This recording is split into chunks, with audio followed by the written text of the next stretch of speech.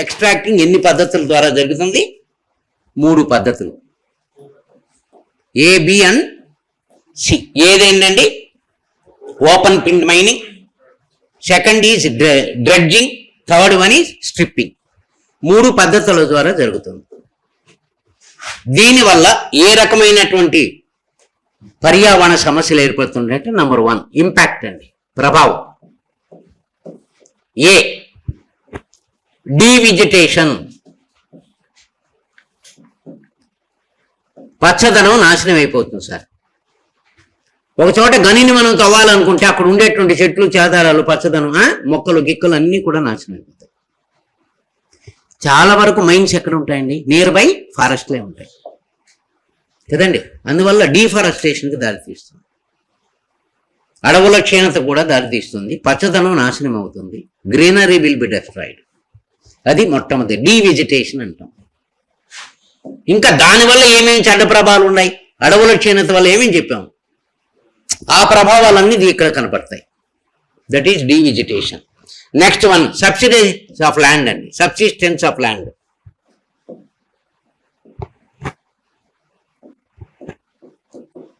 భూమి కుంగతా వస్తుందండి, పేలుడు ఏర్పడతా వస్తుంది. ఈరోజు మనకు చాలా రైలు ప్రమాదాలు కానీ, రోడ్డు ప్రమాదాలు కానీ, ఇతర ప్రమాదాలు ఏర్పడడం వల్ల ఎందుకంటే మైనింగ్ వల్లే. దాని ఇంపాక్ట్ ఎలా వస్తుందంటే టిల్టింగ్ యాక్టివిటీస్ చెప్తాయి, క్రాక్స్ ఇస్తాయి, రోడ్డు క్రాక్లు ఇస్తాయి. మైనింగ్ చుట్టుపక్కల ఉండేటువంటి జాతీయ రహదారులు, ఇతర రోడ్లు కూడా పగుళ్ళు వస్తాయి. వాహనాలకు ప్రమాదకరంగా ఏర్పడి యాక్సిడెంట్లు జరుగుతాయి. అంతలోకి ఏంటండి, రైల్ ట్రాక్ ఉంటుంది కదా, అది కూడా బెండ్ అవుతాయి.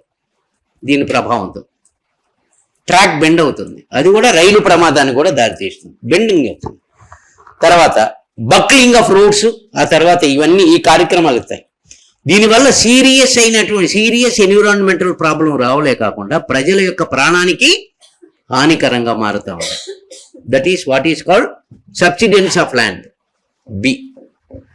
And C, ground water contamination, భూగర్భ జలాల మలినం, గ్రౌండ్ వాటర్. భూగర్భ జలాలన్నీ కూడా పొల్యూట్ అవుతాయండి. హైడ్రాలిక్ సైకిల్ డిస్టర్బ్ అవుతుంది, సల్ఫర్ డెవలప్ అవుతుంది. దాని ఫలితంగా ఏమొస్తుంది? సల్ఫ్యూరిక్ యాసిడ్ పెరుగుతుంది. అదే విషవాయువే. ఆ విధంగా మనకేమవుతుందంటే వాటర్ అసిడిక్ కావడమే కాకుండా ఆ నీరును తాగే మనం కూడా మనకు తెలియని రోగాలను మనం అందిపుచ్చుకుంటాం. This type of impact will be there on ground water. That is ground water కూడా దెబ్బతింటుంది. డి, సర్ఫేస్ వాటర్ కూడా, ఉపరితల జలాలు కూడా ఉంటాయండి. నియర్ బై స్ట్రీమ్స్ ఉంటాయి, గనుల చుట్టుపక్కల ఉండే చెరువులు కానీ, ఏమంటే బావులు కానీ, ప్రాజెక్టులు కానీ, ఇవన్నీ కూడా ఏమవుతా ఉన్నాయంటే ఈ మైనింగ్ ప్రభావంతో ఆ మలినమైనటువంటి అంశాలు ఆ నీళ్ళల్లో కలుస్తాయి. Almost all the mineral waste and other things have been gone into reach into all these ponds and all that. చెరువుల్లోకి, ప్రాజెక్ట్ నీరులేకి. అంతెందుకండి, even river waters are being polluted. నదీ జలాలు కూడా మనకు కాలుష్యంగా మారిపోయేటువంటి ప్రమాదం ఉంది. దానివల్ల వచ్చేటువంటి రోగాలు మనకు వస్తున్నాయి, పర్యవసానాలు కూడా వస్తున్నాయి. సర్వేస్ వాటర్ కూడా వస్తుంది. ఈ ఎయిర్ పొల్యూషన్ కూడా వస్తుంది, గాలి కూడా కాలుష్యం అవుతుంది. ఏమి లేదు, మినరల్ ఇంప్యూరిటీస్ ఉంటాయి కదండి. అంతేకాదు ధూళి, ఆ గనులను లోడడం వల్ల, దాన్ని ఎక్స్ట్రాక్ట్ చేయడం వల్ల ధూళి, గిలి, పొగ, గిగ అన్ని వస్తాయి. అది గాలిలో కలుస్తాయి.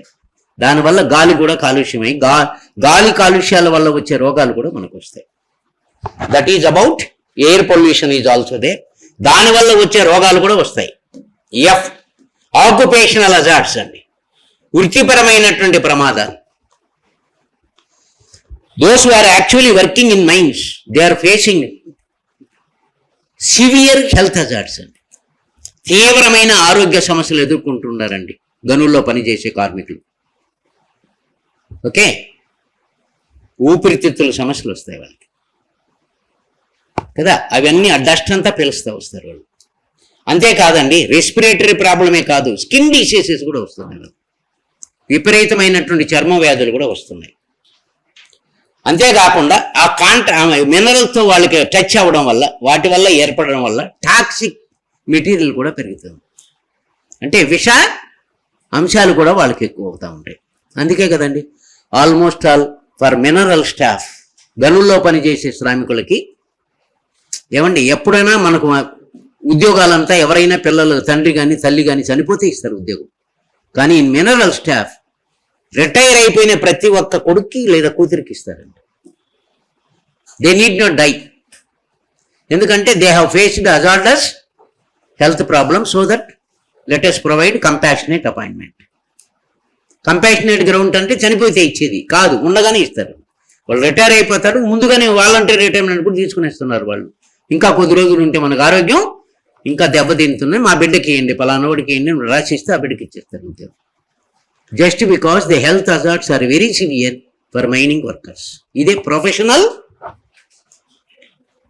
Occupational hazards are professional hazards, వృత్తిరీత్యా ఏర్పడేటువంటి ప్రభావాలండి. Last conclusion, that's there are no doubt a positive impact of development of economy,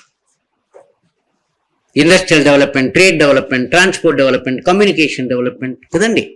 but there is very dangerous negative impact on environmental and health problems of the public and the environment of the ecological impact undi. So that what we have done, a healthy mining policy has to be evolved by the governments.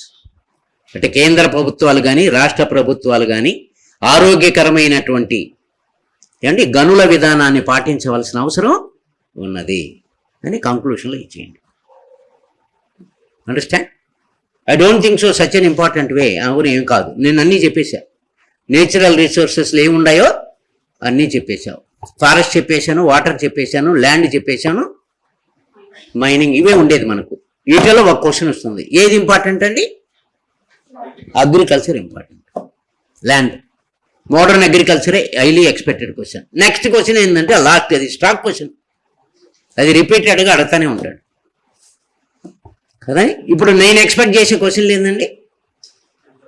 Green revolution impact, the another is last question, sustainable use of natural resource, నైసర్గిక వనరులు సుస్థిర వినియోగానికి పద్ధతులను వివరించండి. అంటే ఉన్నటువంటి నైసర్గిక వనరులు ఏ విధంగా ఉపయోగించుకోవాలి.